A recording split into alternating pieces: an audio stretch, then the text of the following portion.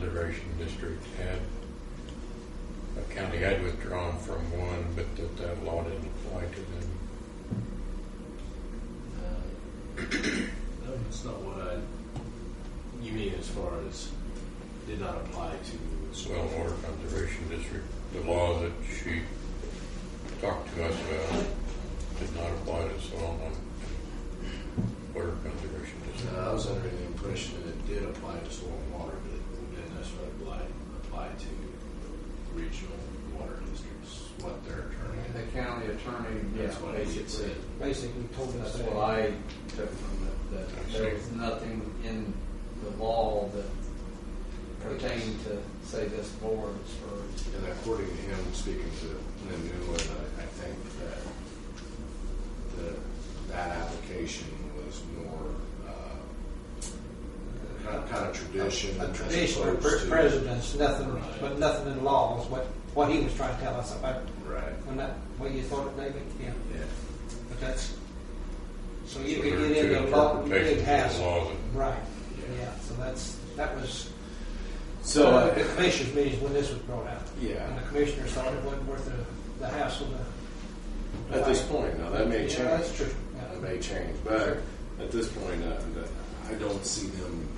At least they've kind of indicated they're not going to do anything right away.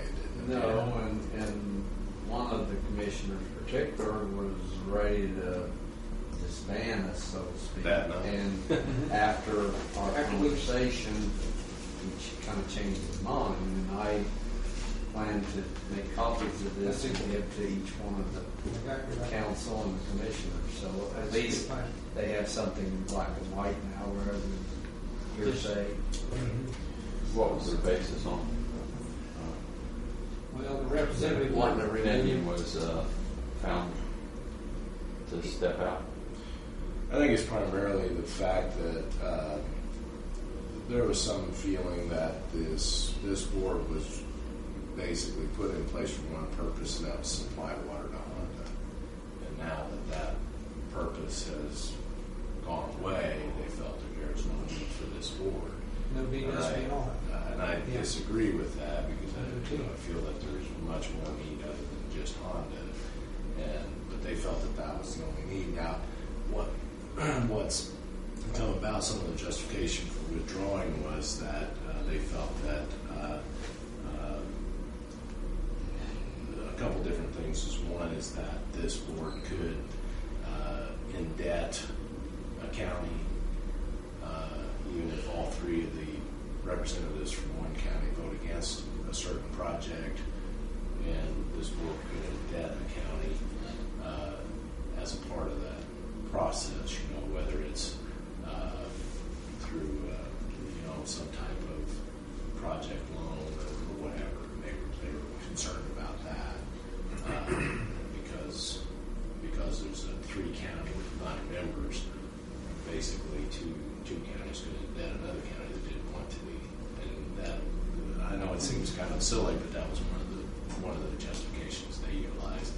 And then also there was some concern about the capability of one county being able to,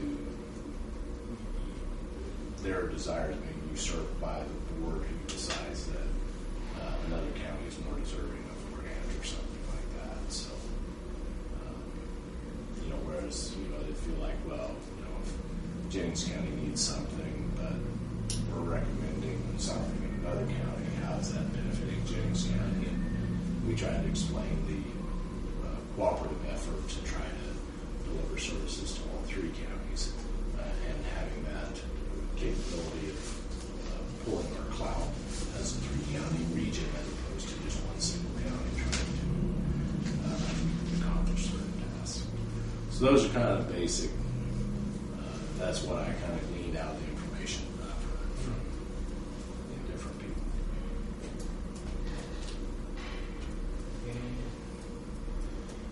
Well, he indicated it's hindering his ability to get stuff for strictly Jennings County because they were saying they would go, well, you belong to this board, and does the board approve this, or do they know anything about it?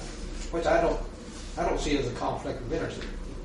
if one county wants to get a grant for itself, what we don't have to be involved. And that's what he was trying to tell us. That's what I heard too. You see what I mean? That was one of his. And I think part of that precipitated from the fact that on the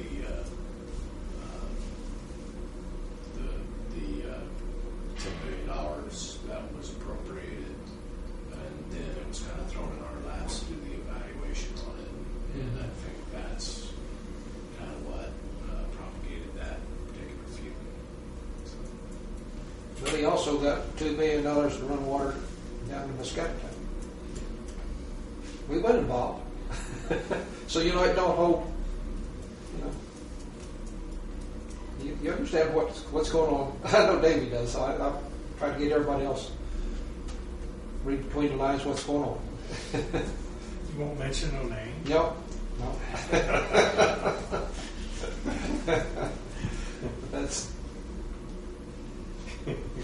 Carolina farm grounds over there, I'm gonna irrigate now. No, the military's gonna come in with their 3-mile radius and Yeah, I suck you know. under. That's exactly That was what actually that was withdrawn. Oh, was it? Did you hear that? Yeah, General Barker this afternoon asked that Senate Bill 103 withdraw. The rest of the bill's going to go through, but they withdrew the 3-mile radius.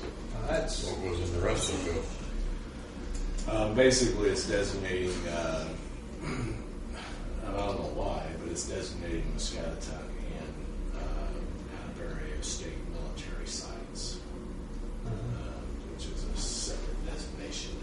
I figured Hackberry was already designated, but I thought so. Well, that 3 mile, they were talking about 3 3 mile mile buffer. radius. buffer all the way around it.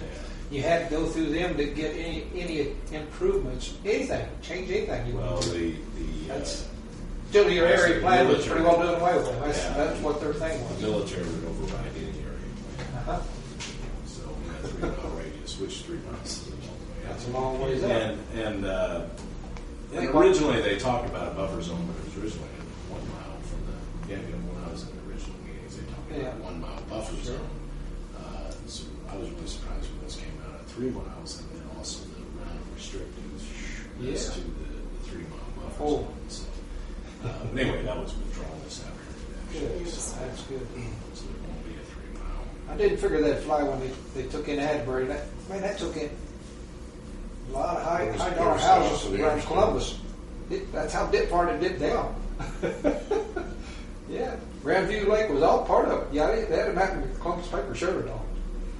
Man, I said, oh, they stirred up a mess now. It was front page in the Columbus paper. Yes, it was. Was it really? Monday or no, I Saturday. heard about it I seen it, but at I the don't State know what House they yesterday when I was up there for that Senate bill Uh-huh. hearing. Right. I just, I will say, based on on the board's discussion here, I think that I'm going to try to convey to Richard and to John that I think that we really need to make an effort to try to, with this study, to present the Vernon Fork Water District as not a competitor, right. but that notion needs to be That's dispelled. exactly right. I think. That's what I've tried to convey to them too. Yeah. Because I go to most of the commissioners meeting and the council meetings, so I haven't sensed Right. that this board wishes to be a competitor with any existing, Right. only to assist with possible interoperability or respond to specific projects, economic development projects and the like that come up. And so I think it's incumbent upon us to try to get that message, reinforce your message in the study throughout the study. I think if you just send it to the commissioners would be a plenty.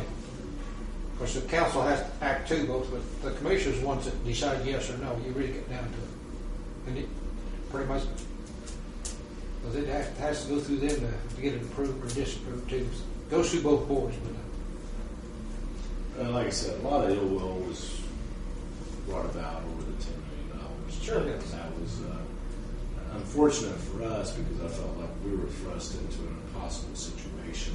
The RFPs that the Indiana Finance Authority had another request was not targeted, so the RFPs came back. I mean, it wasn't even comparing apples to oranges; it was comparing apples to basketballs. I mean, it was very difficult to evaluate what they gave